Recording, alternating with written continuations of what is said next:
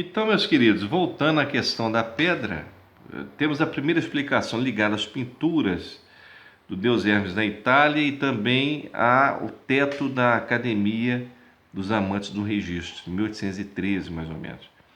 Segunda explicação seria a doutrina de Carlos de Carvalho, que é totalmente personalista. Por isso, com a ligação com o direito, cria-se a rubelita como uma forma de explicação para a cor do anel. E a terceira é derivada dessa segunda, ou seja, a relação com o direito, só que não pode ser uma ciência igual, então cria-se o rubi rosado ou a rubelita ou rubislite, que é o masculino, né? Esse anel, aliás, a cor rosa também no Brasil, ela é muito específica nossa. Por quê? Porque nos países de linguagem espanhola e demais países, como a contabilidade lida-se como parte, como natureza econômica, como parte das ciências aziendais, e também, ao mesmo tempo, ela lida com o patrimônio, com a riqueza, e a riqueza significa-se com o amarelo do ouro, todos os países de linguagem castelhana, por exemplo, nas universidades da Espanha, todas as pessoas que formam não usam a cor rubelita, nem o rubi rosado, usam a cor amarela. Aqui na América do Sul também, Argentina, Venezuela, tudo usa amarelo. E eu creio também que nos Estados Unidos não há outra alteração. Então, no mundo todo, amarelo. Podemos assim dizer, conforme nossas informações. Porém, no Brasil, a rubelita, ou rubislite. Só que parece que o MEC, por um erro de interpretação, colocou a turmalina roxa. Não sabemos por que não temos essa informação específica sobre o porquê deste elemento, né? Então, nós temos esse problema aí. A contabilidade, meus queridos, é uma ciência, né? A contabilidade é uma disciplina aplicada. Então, ela é formada por grandes contadores. Nós temos, por exemplo, um livrinho muito interessante. A gente fala livrinho, mas é um livraço, né? Contabilidade como doutrina científica. Esse autor é contador, mas formado na época do guarda-livros. Mas aqui ele faz uma síntese da contabilidade que eu considero uma das mais evoluídas. Pena que esse autor não é tão valorizado na academia, mas ele deve ser ressaltado, né? Ele fala muito bem, desde a sua intuição, como conclusão, né? A contabilidade tem ocupado desde épocas que se perdem na bruma do tempo, posição definida no registro das atividades que a humanidade exerce. Desde a sua intuição como ramo do conhecimento humano, a contabilidade tem se mostrado útil e substituível na tarefa de avaliar o patrimônio como um dos componentes integrais das atividades humanas. Então, ele faz uma declaração muito interessante. E nós não podemos falar de contabilidade sem o autor que eu mencionei aqui, que é o professor Francisco Dáurea.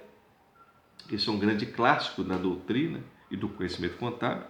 E sem o professor Lopes de Sá, que eu tenho duas obras raras dele, que foi um grande sucesso, Análise de Balanço ao Alcance de Todos. Grande sucesso, com eu acho que mais de 30 edições. E também essa obra que está na ONU, que é a mesma obra, aperfeiçoada pela editora Juruá. Eu tenho uma edição, parece que é de 2005, mas essa obra é fantástica. Essa obra ficou tão impressionante o estilo do mestre, eu me recordo que na época eu li ela numa noite.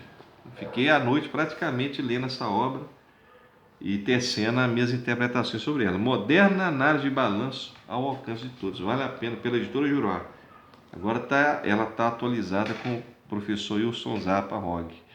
Mas é interessante que, por que nós falamos contabilidade, por que ciência, por que ciências contábeis? Então, o autor que eu citei anteriormente, o Dr. Ernie Poisley, ele faz uma explicação interessante que todo o livro dele é envolvido em isso. A contabilidade é uma ciência que quer muito.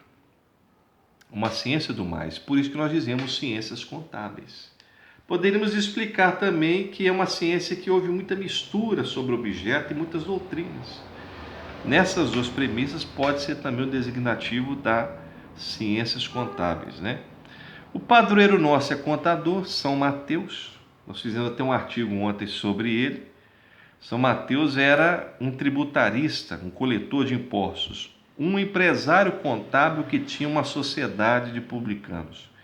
Societas Publicanorum, que era a primeira sociedade existente, a Societates Vertigalis, ou seja, é a sociedade daqueles que fazem arrecadação para o fisco, para o erário, né? E aí, no caso muito interessante, que São Mateus, ele abandona tudo para seguir a Nosso Senhor. Abandona tudo, e você percebe que nos evangélicos não há polêmicas com relação a ele, todavia ele é o mais inteligente dos apóstolos, é o mais prudente dos apóstolos, é o que escreveu mais os apóstolos, é o que tinha mais formalidade, era o único praticamente formado dos apóstolos. Eles falam que os apóstolos eram homens sem letras, mas São Mateus tinha letras. E São Paulo também era advogado e fazia contabilidade, comércio também nas suas tendas, era contador também.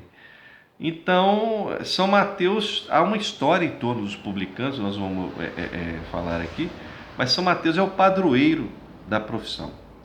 E em Portugal, ontem se comemorou o dia do contador ou contabilista, devido a ser o dia de São Mateus.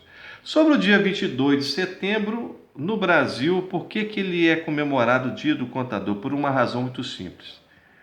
Nós tínhamos o curso de contabilidade e o curso de técnico contábil.